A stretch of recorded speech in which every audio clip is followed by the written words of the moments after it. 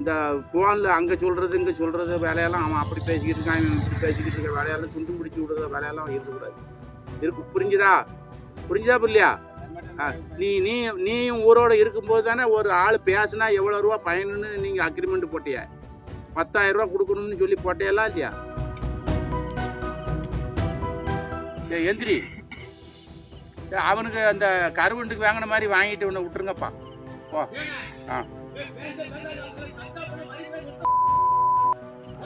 அதெல்லாம் சந்தா பணம் வரி பணம்லாம் தருவான்டா இவன். ஆடுறா லூசு பையன்.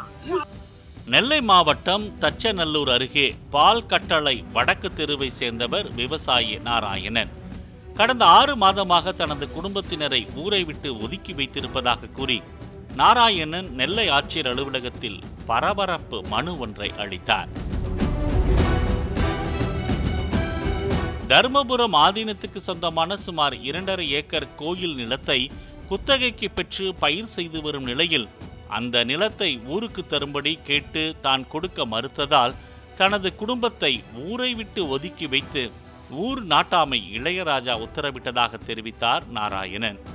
மேலும் தன்னிடம் பேசினால் அவர்களையும் ஊரை விட்டு ஒதுக்கும்படியும் அவர்களுக்கு 10,000 ரூபாய் அபராதம் விதிக்கும்படியும் கூறியதால் தன்னிடம் பேசிய 3 பேர் குடும்பத்தையும் தற்போது ஊரை விட்டு ஒதுக்கி வைத்துள்ளதால் தங்களிடம் யாரும் பேசுவதில்லை என்றும் விவசாய வேலைக்கு கூட ஆட்கள் வருவதில்லை என்றார் நாராயணன்.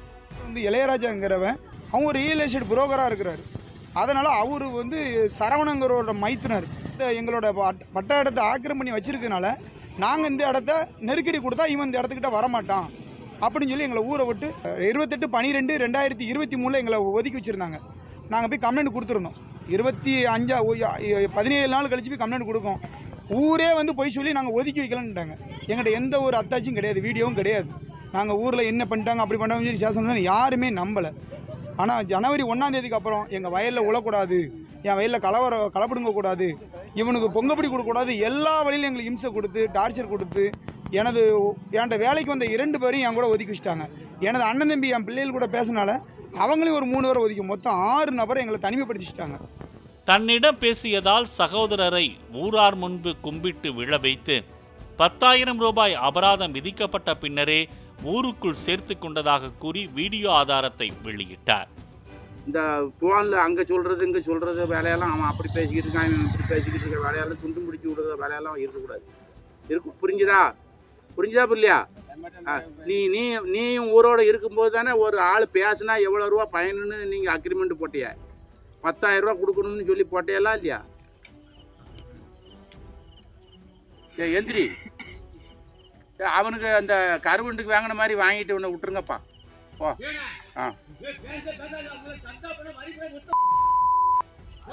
அதெல்லாம் சந்தா பணம் வரி பணம்லாம் தருவான்டா இவன். ஆடுறா லூசு பையன். தங்கள் குழந்தைகளிடம் கூட யாரையும் பேச விடுவதில்லை என்று பெண் ஒருவர் கண்ணீர் மல்க புகார் தெரிவித்தார். பால் வாங்க உட்கார்ந்துருந்த பையன்ட்ட ஒரு சின்ன பையன் உட்கார்ந்து பேசிட்டான். அவனோட அப்பா சொல்லுதாரு, தம்பி அவங்க கூட பேசாத, அவங்கள ஊரை விட்டு ஒதுக்கிச்சுக்க. ஒரு 10 வயசு பையன்ட்டு சொல்லி கொடுக்காங்கன்னா அவங்க எப்படி சார் மனநிலை இருக்கும்?